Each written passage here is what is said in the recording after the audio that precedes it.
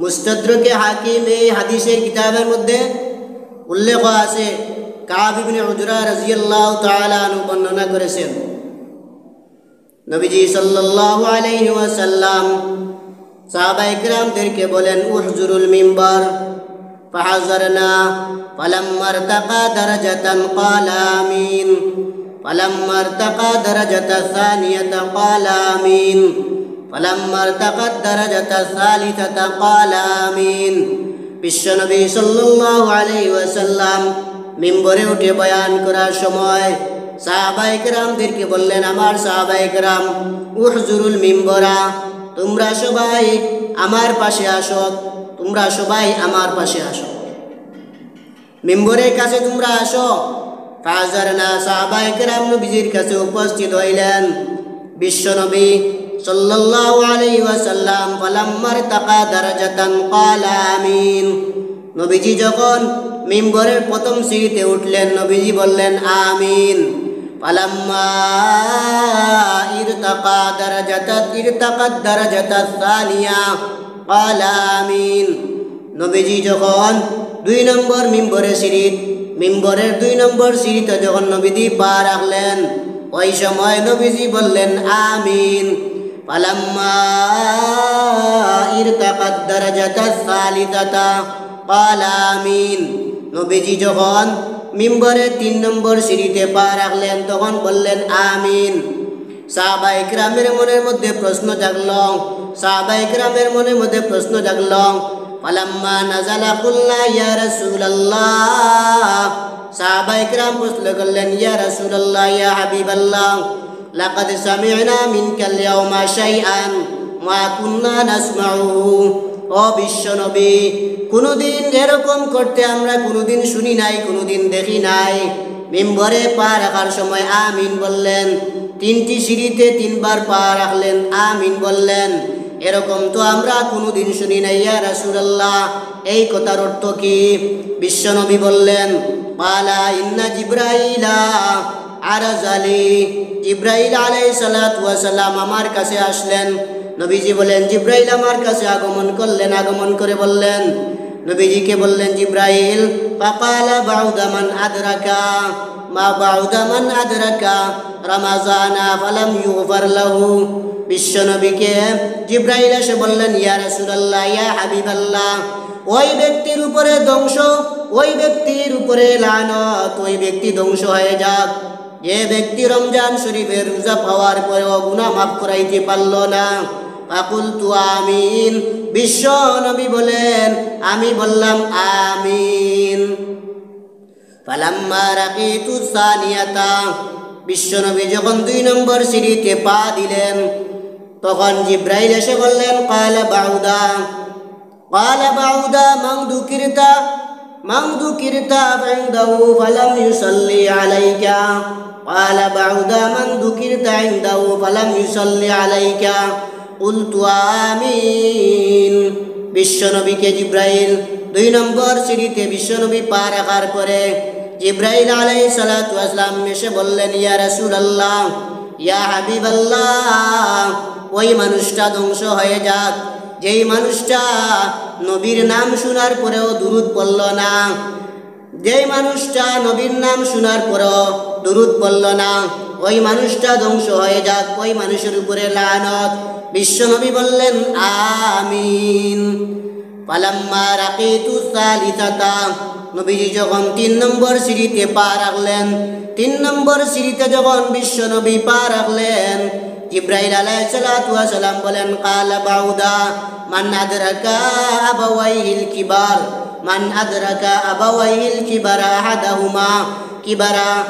আহাদাহুমা ফালাম ইউদখিলাহুল জান্নাহ।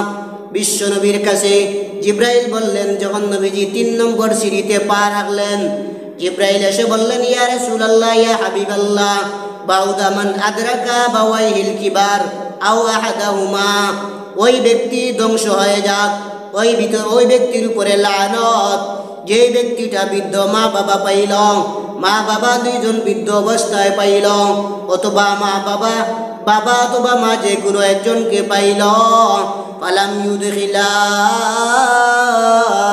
জান্নাহ, মা বাবা দুইজন পাওয়ার পরও তাদেরকে খুশি করাইয়া জান্নাতে প্রবেশ করতে পারল না। বিশ্বনবী বললেন না আমিন। নবীজি বললেন আমিন। আমিও জিব্রাইল তোমার দোয়ার উপরে আমি মত আছে, আমিও দোয়া করলাম। এক নম্বর, যেই মানুষ রমজান শরীফ পাইয়া গুনাহ মাফ করাইতে পারল না, ওই ব্যক্তির উপরে আল্লাহ ওই ব্যক্তির উপরে জিব্রাইলের লানত, নবীজিরও লানত। দুই নম্বর, ওই ব্যক্তি যেই ব্যক্তি নবীর নাম শোনার পরেও দুরূদ পড়ল না, সাল্লাল্লাহু আলাইহি ওয়াসাল্লাম পড়ল না, নবীজির নাম শোনার পরেও দুরূদ পড়ল না, জিব্রাইল বললেন এই ব্যক্তির উপরে লানত, অভিশাপ, ওই ব্যক্তি ধ্বংস হয়ে যাক। তিন নম্বর, ওই ব্যক্তি ধ্বংস হয়ে যাক, ওই ব্যক্তি লানত, অভিশাপ, যে ব্যক্তি বৃদ্ধ মা বাবা পাইল অথবা বাবা পাইল অথবা মা পাইল, যে কোনো একজন পাওয়ার পরেও এই দুজন অথবা একজনকে খুশি করাইয়া জান্নাতে প্রবেশ করতে পারল না। জিব্রাইল দোয়া করলেন আর নবীজি বললেন আমিন। প্রথম সিঁড়িতে উঠার পরে নবীজি বললেন আমিন, দুই নম্বর সিঁড়িতে উঠার পরে বললেন আমিন, তিন নম্বর সিঁড়িতে উঠার পরে নবীজি বললেন আমিন। সাহাবায়ে কেরাম প্রশ্ন করলেন, ইয়া রাসূলুল্লাহ, জীবনে তো আমরা কোনোদিন এরকম শুনি নাই আমিন বলতে, তাহলে এই আমিনের অর্থ কি? নবীজি বললেন, জিব্রাইল আমাকে বলছেন যেই মানুষ রমজান শরীফ পাওয়ার পরেও গুনাহ মাফ করাইতে পারল না, ওই মানুষটা ধ্বংস হয়ে যাক, এই কারণে আমি বললাম আমিন। দুই নম্বর সিঁড়িতে উঠার পরে জিব্রাইল আমাকে বললেন, ও বিশ্বনবী, ও নবী, ওই মানুষটা ধ্বংস হয়ে যাক, যেই মানুষটা নবীর নাম শোনার পরেও দুরূদ পড়ল না, নবীর নাম শোনার পরেও দুরূদ পড়ল না, যেই ব্যক্তি, ওই ব্যক্তিটা ধ্বংস হয়ে যাক। বিশ্বনবী ওই সময় বললেন আমিন। তিন নম্বর সিঁড়িতে পা রাখার পরে জিব্রাইল আলাইহিস সালাম বললেন, ইয়া রাসূলুল্লাহ, ইয়া হাবিবাল্লাহ, মান আদরাকা আবাওয়াইল কিবার আও আহাদাহুমা ফালাম ইউদখিলাহুল জান্নাহ, মা বাবা দুইজনকে বৃদ্ধ অবস্থায় পাইল, বৃদ্ধ অবস্থায় পাওয়ার পরেও মা বাবার খেদমত করে জান্নাতের মালিক হইতে পারল না, ওই মানুষটা ধ্বংস হয়ে যাক। বিশ্বনবী বললেন আমিন। মুহাদ্দিসিনে কেরাম বলেছেন এই হাদিসটা হইল হাদিসে মিম্বর। নবীজি মিম্বরে থাকা অবস্থায় এই হাদিসটা অবতীর্ণ হয়েছিল। কেউ কেউ বলেছেন এই হাদিসের নাম হাদিসে জিব্রাইল, জিব্রাইল আলাইহিস সালামের হাদিস। জিব্রাইল আলাইহিস সালাম বলছেন তিন ব্যক্তি মানুষের জন্য বদদুয়া দিয়েছেন জিব্রাইল, বিশ্বনবীও এই তিন ব্যক্তি মানুষের জন্য বদদুয়া দিয়েছেন।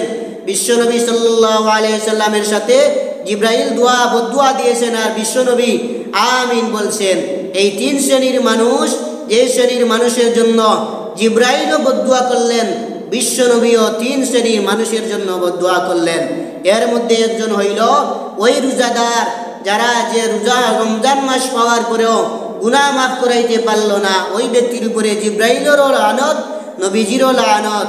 জিব্রাইলও বদদুয়া করলেন, নবীজিও বদদুয়া করলেন, ওই মানুষটা যেন ধ্বংস হয়ে যায়। তাহলে যে মানুষ রমজান শরীফের রোজা পাইল, রমজান শরীফের রোজা পাওয়ার পরে গুনাহ মাফ করাইতে পারল না, ওই মানুষটা ধ্বংস হয়ে যায়। মাহে রমজান উপলক্ষে জরুরি যে বিষয়টা হলো, এক নম্বর জরুরি বিষয়টা হইল রোজার জন্য নিয়ত করা ফরজ। অথচ আমরা অনেক মানুষ আছি রমজান শরীফের রোজার নিয়ত করি না। রমজান শরীফের প্রথম নম্বর জরুরি বিষয় হইল নিয়ত করা ফরজ।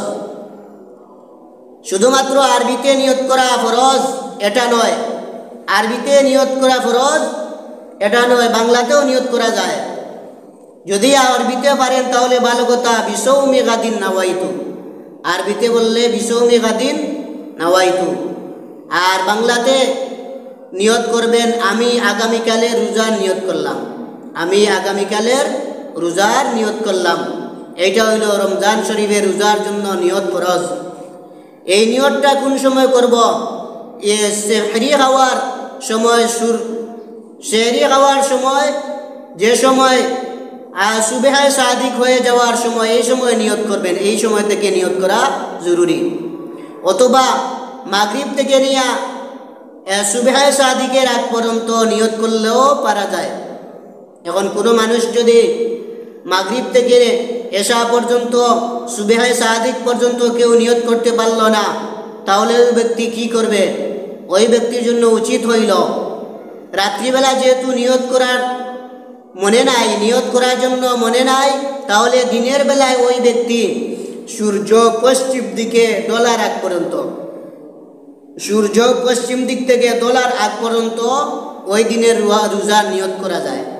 তবে জরুরি বিষয় হইল নিয়ত করা ফরজ। নিয়ত যদি না করেন আপনার রোজা হবে না। অন্য এক হাদিসে আছে, যে ব্যক্তি রোজার নিয়ত করল না তার রোজা কবুল হইল না। তাহলে প্রথম নম্বর জরুরি বিষয় হইল রোজার জন্য নিয়ত করা ফরজ। 2 নম্বর বিষয় হইল ইফতার করা সুন্নত। ইফতার তাড়াতাড়ি করা, তাজিলে ইফতার তাড়াতাড়ি করা, আজান হওয়ার সাথে সাথে ইফতার করা। নবীজি বলেন, যে ব্যক্তি যদি কোনো মিষ্টি জাতীয় খেজুর পায় অথবা মিষ্টি জাতীয় কোনো জিনিস পায় সে যেন ইফতার করে।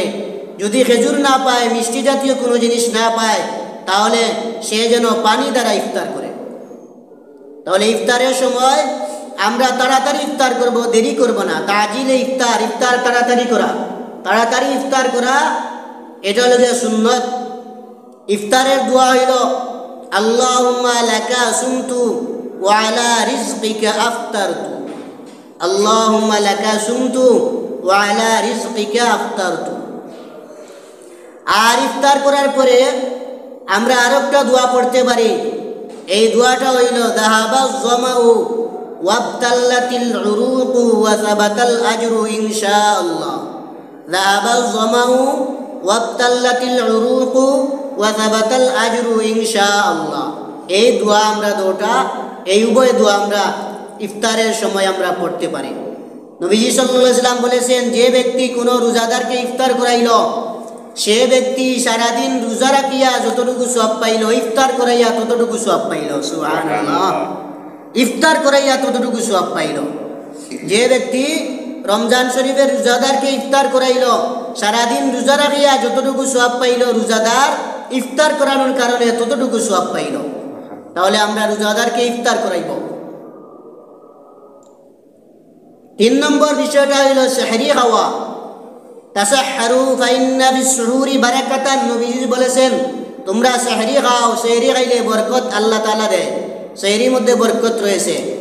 সেহরি তাখিরে সেহরি দেরিতে খাওয়া, রাত 2টার সময় সেহরি না খাওয়া, 3টার সময় না।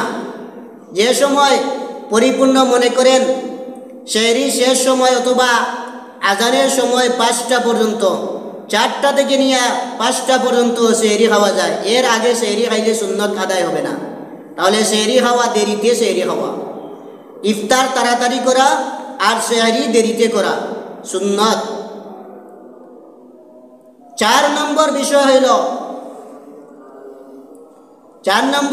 হইল তারাবির নামাজ পড়া। 20 রাকাত তারাবির নামাজ জামাতের সহিত পড়া সুন্নতে মুআক্কাদা। জামাতের সহিত 20 রাকাত তারাবির নামাজ পড়া সুন্নতে মুআক্কাদা। খতম তারাবি হোক অথবা সূরত তারাবি হোক, তবে খতম তারাবি হইলে আরো ভালো। তারাবির নামাজ জামাতের সহিত পড়া সুন্নতে মুআক্কাদা। 20 রাকাত তারাবি জামাতের সহিত পড়া সুন্নতে মুআক্কাদায়ে কিফায়া। তারাবির নামাজ 20 রাকাত পড়াও সুন্নত। তারাবির নামাজে কুরআন খতম করাও সুন্নত। আর আমরা একটি মাসআলা, যে মাসআলার মধ্যে আমরা অনেকেই নিজে নিজে ফতোয়া দেই, এই ফতোয়াটা হইল সেহরির সময় শেষ আপনারা খানাপিনা বন্ধ করুন। কেউ কেউ বলে এখনো আজান হয় নাই, খাও, বিড়ি খাও, সিগারেট খাও, গুয়া খাও। না, ভুল ফতোয়া। এটা নিজের মন গড়া ফতোয়া। সেহরির সময় শেষ, খানাপিনা বন্ধ করুন, এই কথা বলার সঙ্গে সঙ্গে আপনার জন্য ভাত খাওয়া সব কিছু হারাম হয়ে গেছে। রদ্দুল মুখতার ফতোয়ার কিতাব, এই কিতাবের মধ্যে আছে ভুল প্রচলন হইল সেহরির সময় শেষ, খানাপিনা বন্ধ করুন, অথচ মানুষ বিড়ি খায়, আবার পানীয় পান করে, আবার গুয়াও খায়। আপনার জন্য সেহরির সময় শেষ এইটা বলার সঙ্গে সঙ্গে আপনার জন্য সব কিছু আর খানাপিনা নাই, সব বন্ধ করা জরুরি। তাহলে কোনো মানুষ যদি এটা ভুল প্রচলন, নিজের মন মতো ফতোয়া, আজানের আগ পর্যন্ত খাওয়া যায়, এটা মন গড়া ফতোয়া। তাহলে সেহরি সময় শেষ, খানাপিনা বন্ধ করুন। ওই এখন বন্ধ করা আপনার জন্য জরুরি। আর গোয়াও খাওয়া ঠিক নয়, পানিও পান করা ঠিক নয়, আর বিড়ি খাওয়া আপনার জন্য কোনো ঠিক নাই। তাহলে তারাবির নামাজ আমরা জামাতের সহিত পড়ব, 20 রাকাত তারাবির নামাজ জামাতের সহিত আমরা পড়ব। এই গেল 4টা বিষয়। 5 নম্বর বিষয় হইল শবে কদর। শবে কদর তালাশ করব। শবে কদর তালাশ করব আমরা। এই কারণে 21 তারিখ থেকে মানুষ এতেকাবের মধ্যে প্রবেশ করে শবে কদর তালাশ করার জন্য। এতেকাবে মানুষ 21 তারিখ থেকে প্রবেশ করে শবে কদর